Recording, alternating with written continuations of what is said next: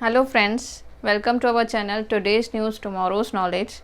मेरा नाम सोनिया गुरबानी है और आज हम लोग एक न्यू सीरीज़ से स्टार्ट करने वाले हैं जिसमें मैं आपको स्टॉक मार्केट और इन्वेस्टमेंट से रिलेटेड सब इन्फॉर्मेशन देने वाली हूँ। इस सीरीज़ का नाम रहेगा सोनियाज़ फाइनेंशियल एजुकेशन क्लास, जिसमें हम लोग आपको स्टॉक मार्केट से रिलेटेड क्या बातें होती हैं, क्या पॉइंट्स होती हैं और क्या टर्म्स होते हैं, वो सब हम लोग आज आपको डिटेल में बताने वाले हैं। ये हमारी सीरीज़ का फर्स्ट एपिसोड है जिसमें हम लोग इन्वेस्टमेंट के बारे में बात करने वाले हैं कि इन्वेस्टमेंट करना क्यों ज़रूरी है और क्या उसके टाइप्स हैं और उनके अंदर क्या रिटर्न्स दिए जाते हैं। आपको सब डिटेल में इंफॉर्मेशन दी जाएगी। चलो आइए तो हम आपको आज बताते हैं कि इन्वेस्टमेंट करना क्यों ज़रूरी है, इन्वेस्टमेंट क्यों करनी चाहिए हम लोगों को। जैसे कि आपको पता है कि हम लोग रेगुलर इनकम कमाते हैं, वो अगर हम लोग सिर्फ खर्चा करने में लगा दें तो वो बिल्कुल कंप्लीट ही ख़त्म ही हो जाएगी। पर उसमें से भी किन पर्सन्स का बिहेव होता है कि हम लोग उस इनकम में से कुछ खर्चा करें, कुछ सेविंग करें। पर आज अगर हम लोग उस डेफिनेशन को डिफरेंट वे से देखें तो उसमें कुछ होता है कि हम लोगों को इनकम आती है तो उसमें से हम लोगों को कुछ खर्चा करना पड़ता है, दैट इज़ एक्सपेंडिचर, और उसमें से हम लोगों को कुछ सेविंग करनी पड़ती है। बट सेविंग को भी आजकल दो पार्ट्स में डिवाइड किया जाता है। एक इस बेसिक सेविंग जो हमारे बैंक अकाउंट में की जाती है, जो 50% ऑफ आवर सेविंग होती है, देन 50% ऑफ सेविंग हमारी जाती है इन्वेस्टमेंट के वे में। तो इन्वेस्टमेंट क्यों की जाती है? देखो, अगर हम लोगों को सेविंग का बोलें तो सेविंग में हम लोगों को क्या रहता है कि हम लोगों को एक तरीके का फिक्स्ड रिटर्न्स आएगा। पर इन्वेस्टमेंट इसलिए की जाती है जैसे हमारी savings time by time, period by period increase होती रहे। तो हम लोगों के इन्वेस्टमेंट के दो टाइप्स होते हैं, एक होती है फिक्स्ड इन्वेस्टमेंट, एक होती है फ्लक्चुएटिंग इन्वेस्टमेंट। फिक्स्ड इन्वेस्टमेंट में तो हम लोगों को फिक्स्ड परसेंटेज ऑफ रिटर्न्स मिलते ही हैं, टाइम टू टाइम मिलते हैं। ऑन द मैच्योरिटी डेट हम लोगों को सम ऑफ द अमाउंट मिलता है जिसमें हम लोगों के रिटर्न्स इंक्लूडेड होते हैं। पर जो फ्लक्चुएटिंग रिटर्न्स होते वाली इन्वेस्टमेंट होती हैं उसमें हम लोगों को कभी हाई रिटर्न्स मिलते हैं, तो कभी मीडियम रिटर्न्स मिलते हैं, तो कभी बिल्कुल लो रिटर्न्स मिलते हैं। तो आज मैं आपको दोनों टाइप के इन्वेस्टमेंट के लिए बताने वाली हूँ, जिसमें से पहला है fixed investment plan. Fixed investment plan का फर्स्ट पॉइंट रहेगा हम लोगों का NPS scheme, that is national pension scheme. ये स्कीम प्रॉपरली रिटायरमेंट पे फोकस के लिए गवर्नमेंट ने निकाली है, जिसमें हम लोगों को पीरियडिक वे में इन्वेस्टमेंट करना पड़ता है और ऑन द मैच्योरिटी डेट हम लोगों को एक बड़ा सा अमाउंट रिटायरमेंट के टाइम पे मिलता है। या तो हम लोग उसको पीरियडिकली भी ले सकते हैं, या तो हमें चाहिए तो वो हम लोग साथ में भी ले सकते हैं।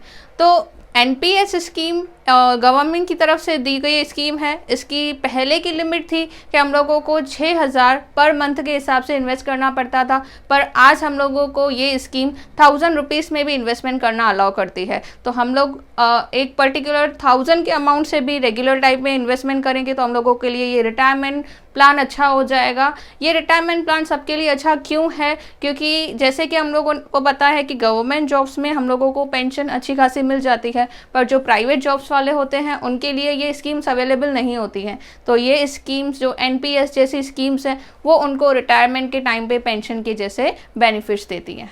फिक्स्ड इन्वेस्टमेंट का सेकेंड प्लान हम लोगों का है PPF, पब्लिक प्रोविडेंट फंड। ये भी एक गवर्नमेंट की तरफ से दी गई स्कीम है जिसमें आप रेगुलर बेसिस पे अपना अमाउंट इन्वेस्ट कर सकते हो और आपको ऑन द मैच्योरिटी डेट एक सम ऑफ अमाउंट या तो आपको लमसम में मिलेगा, दैट इज़ एक साथ इकट्ठा मिलेगा, या तो आपको एक पीरियडिकली इनकम आती रहेगी आफ्टर योर रिटायरमेंट। तो PPF जो है वो आप मिनिमम 15 ईयर्स तक आप इन्वेस्टमेंट कर सकते हो, मैक्सिमम इज़ नो लिमिट। और यहाँ पे आपको बेनिफिट क्या मिलता है कि ये यहाँ से जो आपको रिटर्न्स आएंगे वो टैक्स फ्री होते हैं और गवर्नमेंट की तरफ से मिली हुई स्कीम है, तो ये एकदम बेनिफिशियल भी रहेगी। फिक्स्ड इन्वेस्टमेंट प्लान का थर्ड टाइप है हम लोगों का बैंक फिक्स्ड डिपॉजिट। ये तो हम लोगों को बचपन से ही सिखाया जाता है कि अगर हम लोगों ने कुछ सेविंग करके रखा है तो वो हम लोगों को फिक्स्ड डिपॉजिट में डालना चाहिए, जिससे हम लोगों को रेगुलर टाइम पे रिटर्न्स आते हैं, जो कि रिटर्न्स होते हैं 4% to 7% के बीच में, माइट भी उससे थोड़ा पॉइंट ऊपर रहेंगे। तो ये बैंक डिपॉजिट एकदम सेफ रहता है, पर इससे जो इनकम हम लोगों की आती है मैच्योरिटी डेट पे वो टैक्सेबल रहती है। हम लोगों के फिक्स्ड इन्वेस्टमेंट प्लान का फोर्थ पॉइंट है सीनियर सिटीजन्स के लिए, जो कि हम लोगों के प्रधानमंत्री जी ने भी स्कीम्स निकाली हुई है और दूसरी भी स्कीम्स अवेलेबल हैं जिनका नाम है सीनियर सिटीजन सेविंग स्कीम और प्रधानमंत्री वय वंदन योजना। इनके दौरान सीनियर सिटीजन्स का जो सेविंग का अमाउंट होता है, उनके लाइफ टाइम की जो जॉब की रही रहती है उनकी और सेविंग्स जो रहती हैं उनसे जो उनको पेंशन मिलती है, वो लमसम जो अमाउंट होता है हमेशा वो सोचते हैं कि वो किस ऐसी जगह पे इन्वेस्टमेंट करें जो सेफ़ भी हो और उनको अच्छा खासा रिटर्न भी दे। तो ये स्कीम उनके लिए ही प्रॉपरली बनाई गई है जो उनकी इन्वेस्टमेंट को एक अच्छा वे देती हैं और उनको एक फिक्स्ड रिटर्न्स देती हैं। इसमें आपको टैक्स बेनिफिट ये रहेगा कि आपको टैक्स डिडक्शन मिलेंगे, पर ये बिल्कुल भी टैक्स फ्री नहीं है। और यहाँ पे ये जो अगर आप स्कीम्स यूज़ करना चाहते हो तो आप किसी भी बैंक से या किसी पोस्ट ऑफिस से ये स्कीम स्टार्ट कर सकते हो। तो हम लोगों ने यहाँ तक देखा कि ये सब हुई वो है फिक्स्ड इन्वेस्टमेंट, जैसे कि हम लोगों को ये फिक्स्ड रिटर्न्स देंगी। अभी से हम लोग पॉइंट्स लेंगे फ्लक्चुएटिंग रिटर्न्स वाली। तो फ्लक्चुएटिंग रिटर्न का मतलब होता है कि कभी हम लोगों को ज़्यादा रिटर्न्स भी मिल सकते हैं और कभी हम लोगों को कम रिटर्न्स भी मिल सकते हैं, मतलब उसके रिटर्न्स कुछ फिक्स्ड नहीं रहते हैं, ठीक है। फ्लक्चुएटिंग इन्वेस्टमेंट का फर्स्ट प्लान है हम लोगों को इन्वेस्टमेंट इन पेपर गोल्ड। एक्चुअली हम लोगों ने स्टार्टिंग से सीखा हुआ है कि हम लोगों को गोल्ड में कुछ ना कुछ इन्वेस्टमेंट करके रखनी चाहिए, जैसे कि हम लोगों को गोल्ड के बिस्किट्स लेनी चाहिए या गोल्ड के कॉइन्स लेने चाहिए, पर उसमें कुछ ना कुछ मेकिंग चार्जेस लगती ही हैं, जो हम लोगों को आगे चल के अगर हम लोगों को वो अमाउंट रिसीव करना है वापस अगर उसको बेचने का है तो उसमें से हम लोगों को जो अमाउंट मिलेगा वो मेकिंग चार्जेस कट करके मिलेगा। तो इस पॉइंट से हम लोगों को अगर दूर रहना है तो उसके लिए paper gold is best option. ये एक एग्रीमेंट होता है जो गवर्नमेंट और इन्वेस्टर के बीच में साइन किया जाता है, जिसमें कोई तरीके की मेकिंग चार्जेस नहीं होती हैं और ऑन द मैच्योरिटी डेट अगर वो हम लोगों को बेचना भी है तो उसमें से हम लोगों को कोई मेकिंग चार्जेस रिड्यूस करके नहीं मिलेंगी और ऑन द करंट जो हम लोगों का गोल्ड का प्राइस होगा वो अमाउंट रिसीव होगा। और ये एकदम सेफ इन्वेस्टमेंट मानी जाती है और ये गवर्नमेंट बॉन्ड्स जो हैं वो स्टॉक एक्सचेंज जैसे NSE BSE दोनों परमिशन देती हैं और दोनों बाय एंड सेल का ऑप्शन भी हम लोगों को देती है। और BSE और NSE हम लोगों को जो पेपर गोल्ड ऑफर करती हैं उनका नाम है सोवरजन गोल्ड बॉन्ड। इसमें हम लोगों को पेपर गोल्ड ही दिया जाता है और इसमें वो सब बेनिफिट दिए जाते हैं जो एज़ पर द हम लोगों को पेपर गोल्ड के होते हैं। और ये भी बोला जाता है, ये एडवाइजेबल है कि paper gold is more cost effective than the physical gold. इसका मतलब होता है कि अगर हम लोगों को पेपर गोल्ड हुआ तो वो ज़्यादा बेटर होता है हम लोगों के एक्चुअल गोल्ड से, क्योंकि उसमें कोई भी कॉस्ट इंक्लूडेड नहीं होता है, ना ही हम लोगों की कोई मेकिंग चार्जेस लगती है। फ्लक्चुएटिंग इन्वेस्टमेंट का सेकेंड पॉइंट होता है हम लोगों का रियल एस्टेट। रियल एस्टेट का मतलब होता है कि हम लोग किसी प्रॉपर्टी में इन्वेस्टमेंट करके रखें। प्रॉपर्टी में इन्वेस्टमेंट करने से क्या फ़ायदा होता है कि हम लोगों को उस लोकेशन के हिसाब से एक अच्छा कैपिटल एप्रिसिएशन मिल सकता है। दैट इज़ हम लोगों की प्रॉपर्टी की वैल्यू कुछ हिसाब से बढ़ भी सकती है और हम लोगों को रेगुलर टाइम पे उस प्रॉपर्टी से रेंट भी कमा सकते हैं। That is rental income is also possible from that. Fluctuating investment का थर्ड पॉइंट है हम लोगों का फाइनेंशियल इंस्ट्रूमेंट। फाइनेंशियल इंस्ट्रूमेंट का मतलब होता है कि investment in shares, investment in debentures, investment in bonds और so on. Actually investment in shares and bond से का मतलब समझने से पहले हम लोगों को ये समझना चाहिए कि फाइनेंशियल इंस्ट्रूमेंट्स होते क्या हैं। फाइनेंशियल इंस्ट्रूमेंट मोस्टली कंपनी और गवर्नमेंट दोनों ऑफर करती हैं। फाइनेंशियल इंस्ट्रूमेंट का मतलब होता है जैसे कि कोई कंपनी है वो एक अपना बिजनेस अच्छे कैपिटल से स्टार्ट किया हुआ है और वो बिज़नेस अच्छे से ग्रो हो रहा है और प्रॉफिट भी कमा रहा है।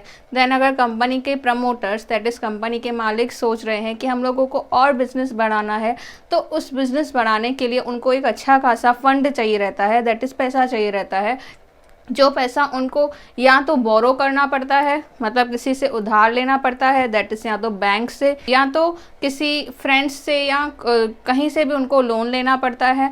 और दूसरा उनके पास ऑप्शन होता है कि वो पब्लिक से वो कर्जा उठाएं। इसके बदले में वो लोग उनको जो इशू करते हैं सिक्योरिटीज़ वो होते हैं फाइनेंशियल सिक्योरिटीज़। कंपनी के फाइनेंशियल सिक्योरिटीज़ की प्राइस कंपनी के वैल्यूएशन को देख के डिसाइड की जाती है और कंपनी के प्रमोटर्स अपने पूरे वैल्यूएशन का कुछ हिस्सा ही पब्लिक को ऑफर करते हैं, क्योंकि ऑलमोस्ट 50% से ऊपर जो उनका ये वैल्यूएशन होता है वो उनको खुद के पास रखना पड़ता है और जो थोड़ा बहुत होता है वो उनको पब्लिक में ऑफर करना पड़ता है। तो जैसे कि मैंने बताया कि कंपनी के वैल्यूएशन का कुछ हिस्सा उसका कंपनी का मालिक पब्लिक को ऑफर करता है, तो वो सिर्फ सिक्योरिटी बेचता नहीं है, अपनी उनकी सिक्योरिटीज़ पे वो कुछ ना कुछ उनको टाइम टू टाइम रिटर्न्स भी देता है। वो रिटर्न्स हो सकते हैं कभी ज़्यादा हो कभी कम हो। तो कंपनी का जिन लोगों ने उन सिक्योरिटीज़ को ख़रीदा होगा वो कंपनी के ओनर्स भी कहलाते हैं, पर वो कुछ ही हिस्से के मालिक होते हैं जितने उन्होंने शेयर्स खरीदे होंगे। So in short, share holders are the owner of the company. तो पॉइंट ये है कि जो फाइनेंशियल इंस्ट्रूमेंट्स होते हैं या फाइनेंशियल सिक्योरिटीज़ होती हैं वो कौन से मार्केट में बाय की जाती हैं, कौन से मार्केट में सेल की जाती हैं, तो उस मार्केट का नाम होता है कैपिटल मार्केट। अभी कैपिटल मार्केट के भी दो टाइप्स होते हैं, दैट इज़ एक होते हैं गवर्नमेंट सिक्योरिटीज़ मार्केट और एक होते हैं industrial securities market. Government securities market का मतलब होता है वो सिक्योरिटीज़ जो गवर्नमेंट बेचती है और इन्वेस्टर्स को, और वो ये हो सकता है कि फुली गवर्नमेंट के हाथ में हो या हो सकता है कि पार्टली गवर्नमेंट के हाथ में हो। इसका मतलब क्या होता है कि गवर्नमेंट उसको फुली मैनेज करे तो उसको फुली ओन्ड बाय गवर्नमेंट बोला जा सकता है, और अगर गवर्नमेंट उसका कुछ पार्ट मैनेज कर रही है तो उसको पार्टली ओन्ड बाय गवर्नमेंट बोला जा सकता है। जैसे कि मैंने आपको बताया कि इन सिक्योरिटीज़ पे हम लोगों को रिटर्न्स भी मिलते हैं, तो गवर्नमेंट भी इन सिक्योरिटीज़ पे हम लोगों को पीरियडिकली कुछ ना कुछ रिटर्न्स देती ही है, जबकि वो रिटर्न्स फिक्स नहीं होते हैं, but they are the safe क्योंकि वो गवर्नमेंट के तरफ से आते हैं। तो यहाँ पे गवर्नमेंट सिक्योरिटीज़ के कुछ एग्जांपल्स हैं, जैसे कि treasury bills, state development loans होते हैं, फ्लोटिंग रेट स्कीम्स होती हैं। ये अलग अलग जो सिक्योरिटीज़ होती हैं वो गवर्नमेंट की तरफ से इशू की जाती हैं। कैपिटल मार्केट का सेकेंड पॉइंट था कि इंडस्ट्रियल सिक्योरिटीज़ मार्केट। अब इंडस्ट्रियल सिक्योरिटीज़ मार्केट में गवर्नमेंट का कुछ इंटरफेरेंस नहीं होता है इतना, पर इसको इशू कंपनी की तरफ से किया जाता है। कंपनीज फाइनेंशियल इंस्ट्रूमेंट्स जब इशू करती है तो उसको इंडस्ट्रियल सिक्योरिटी मार्केट बोला जाता है। तो जो कंपनीज रहती हैं वो अपने फाइनेंशियल इंस्ट्रूमेंट क्यों इशू करती हैं, कंपनीज को क्या नेसेसिटीज़ होती है कि वो अपने फाइनेंशियल इंस्ट्रूमेंट्स को, दैट इज़ अपनी कंपनी के एक हिस्से को बेचे। कंपनी जब चाहती है कि हम लोगों का बिजनेस और बढ़े या डेवलपमेंट हो, उसमें न्यू टेक्नोलॉजीज जो आती हैं वो अप्लाई करने के लिए अगर उनके पास वो फंड्स अवेलेबल नहीं होती हैं तो वो पब्लिक के पास आते हैं और पब्लिक को अपनी सिक्योरिटीज़ बेचते हैं। जो इन्वेस्टर उनको खरीदते हैं वो हो जाता है कंपनी के शेयर होल्डर्स। इंडस्ट्रियल सिक्योरिटीज़ जो होती हैं वो अगेन दो पार्ट्स में डिवाइडेड होती हैं, दैट इज़ प्राइमरी मार्केट और दूसरा होता है सेकेंडरी मार्केट। प्राइमरी मार्केट का मतलब होता है जब कंपनी अपने शेयर फर्स्ट टाइम मार्केट में इशू करने जाती है, दैट इज़ अपने जो मैंने बताया था कि अपने कंपनी की कुछ वैल्यूएशन बाहर पब्लिक में ऑफर कर रही है, तो उसको बोला जाता है प्राइमरी मार्केट। नॉर्मल लैंग्वेज में अगर हम लोग स्टॉक मार्केट की लैंग्वेज में देखें तो उसको IPO करके बोला जाता है, दैट इज़ उसका फुल फॉर्म होता है initial public offering. Initial public offering इसलिए बोला जाता है क्योंकि वो फर्स्ट टाइम पब्लिक को अपने जो शेयर्स होते हैं वो बेचते हैं, ठीक है। सो इसको हम प्राइमरी मार्केट में कंसीडर कर सकते हैं। इनिशियल पब्लिक ऑफरिंग में दो तरीके के सिक्योरिटीज इशू किए जाते हैं, वो होते हैं, एक होते हैं रिस्क बेयरिंग सिक्योरिटीज और दूसरे होते हैं less risk bearing securities. Risk bearing securities में ऑलमोस्ट इक्विटीज आते हैं और लेस रिस्क बेयरिंग में आते हैं डेब्ट्स। जैसे कि मैंने बताया equity securities nothing but shares ही होते हैं। जैसे कि हम लोगों ने खुद से कंपनी का वैल्यूएशन खरीदा है, कंपनी के जो फाइनेंशियल सिक्योरिटीज़ कंपनी ने बेची हुई है वो खरीदा है, अपनी मर्जी से खरीदा है, तो इसलिए उसको इक्विटी सिक्योरिटीज़ बोला जाता है। क्योंकि हम लोग कंपनी के अभी ओनर्स हैं, कंपनी के शेयर होल्डर्स हैं, तो उसमें ज़रूरी नहीं है कि हम लोगों को हमेशा कंपनी प्रॉफिट ही कमा के दे। हो सकता है कि कंपनी अगर लॉस बेयर कर रही है या नेगेटिव प्रॉफिट है उसको, तो वो कभी कभी हमें रिटर्न्स नहीं भी देगी। तो इसलिए ये ज़्यादा रिस्की होता है, इसलिए इक्विटी मार्केट को रिस्की बोला जाता है। और डेब्ट मार्केट इसलिए लेस रिस्की बोला जाता है क्योंकि यहाँ पे कोई भी कंपनी खुद जाती है बोरोवर्स के पास, दैट इज़ जिनसे उनको लोन लेने का है, वो लोन खुद लेती हैं और एक फिक्स्ड रेट ऑफ इंटरेस्ट उनको दिया जाता है। तो कंपनी चाहे प्रॉफिट कमाए चाहे उसको लॉस हो, वो फिक्स्ड रेट ऑफ इंटरेस्ट उन डेब्ट वालों को देना ही पड़ता है, इसलिए डेब्ट सिक्योरिटीज़ को लेस रिस्की बोला जाता है। इन शॉर्ट हम लोग ये बोल सकते हैं जो इक्विटी शेयर होल्डर्स होते हैं they are the owner of the company, क्योंकि उनको प्रॉफिट का हिस्सा मिलता है। वो हिस्सा कभी ज़्यादा भी हो सकता है तो कभी कम भी हो सकता है कि कंपनी उनको कुछ भी रिटर्न्स ना दे। पर जो डेब्ट सिक्योरिटीज़ वाले होते हैं कंपनी को उनको कुछ ना कुछ फिक्स्ड रेट ऑफ इंटरेस्ट देना ही पड़ता है, फिर चाहे कंपनी ज़्यादा ही प्रॉफिट कमाए या चाहे लॉस कमाए, उनको कोई भी प्रॉफिट शेयरिंग रेशो नहीं मिलता है, उनको सिर्फ एक फिक्स्ड अमाउंट ऑफ इंटरेस्ट मिलता है। इंडस्ट्रियल सिक्योरिटीज़ का सेकेंड टाइप है हम लोगों का सेकेंडरी मार्केट। सेकेंडरी मार्केट को हम लोग स्टॉक मार्केट भी बोल सकते हैं और स्टॉक एक्सचेंज भी बोल सकते हैं। यहाँ पे वो सिक्योरिटीज़ बेची जाती हैं जो प्राइमरी मार्केट में लिस्ट हो गई हो। जैसे कि मैंने आपको बताया कि प्राइमरी मार्केट में हम कंपनी इन्वेस्टर को अपना कुछ जो हिस्सा है कंपनी का वो इन्वेस्टर्स को बेचती है, तो वैसे ही वो ही सिक्योरिटीज अगर इन्वेस्टर चाहे तो किसी और इन्वेस्टर को बेच सकता है, पर प्राइमरी मार्केट में नहीं, वो उसको सेकेंडरी मार्केट में ही बेचना पड़ेगा, दैट इज स्टॉक मार्केट में ही उसका बाइंग एंड सेलिंग होता है। सेकेंडरी मार्केट में किसी भी तरीके का न्यू इशू नहीं होता है। तो इन शॉर्ट हम लोग ये समझ सकते हैं कि प्राइमरी मार्केट में कंपनी टू इन्वेस्टर डील होती है और सेकेंडरी मार्केट में इन्वेस्टर टू इन्वेस्टर डील होती है। चलो दोस्तों, हम लोगों का ये फर्स्ट लेक्चर जो है इन्वेस्टमेंट से रिलेटिंग यहीं पे ख़त्म होता है। वैसे तो इन्वेस्टमेंट के बहुत सारे पॉइंट्स हैं, पर जो रिलायबल पॉइंट्स हैं वही मैंने इसमें ली हुई है। अगर आपको किसी भी पॉइंट में कुछ भी डाउट है या डिटेल इन्फॉर्मेशन चाहिए तो प्लीज़ हमसे कॉन्टैक्ट कीजिएगा। इसके बाद जो हम नेक्स्ट सीरीज स्टार्ट करने वाले हैं वो स्पेशली होंगी स्टॉक मार्केट से related, basics of stock market से रिलेटेड, जिसमें हम लोग आपको सब टर्म्स और जो पॉइंट्स होती हैं स्टॉक मार्केट की, जैसे स्टॉक मार्केट की हिस्ट्री क्या है, स्टॉक मार्केट के कितने टाइप्स हैं, वो सब हम लोग आपको डिटेल में बताने वाले हैं।